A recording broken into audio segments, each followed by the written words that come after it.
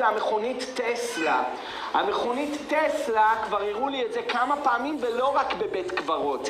אני ראיתי את זה בבית קברות בעיניים שלי, שנכנסו עם האוטו טסלה לתוך בית קברות, ועל הצג הוא מראה לך אנשים שהולכים ליד המכונית, ואין אף אחד ליד המכונית. וזה פשוט מבהיל לראות את זה. עכשיו, אתה מסתכל ימינה, בית קברות, אין כלום. מסתכל שמאלה, הכל ריק.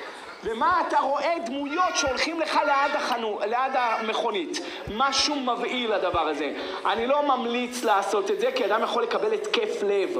אבל מישהו פעם נראה לי שהוא היה בתל אביב, והוא צילם את זה עם הפלאפון שלו, ואחרי זה הראה לי את הסרט, שבתל אביב מול האוטו שלו באור היום, היו כמה דמויות שהם ליד המכונית שלו, ואף אחד לא היה שם. איך אתה מסביר את זה, משה? אני רוצה לראות את זה. אתה רוצה לראות את זה? לבית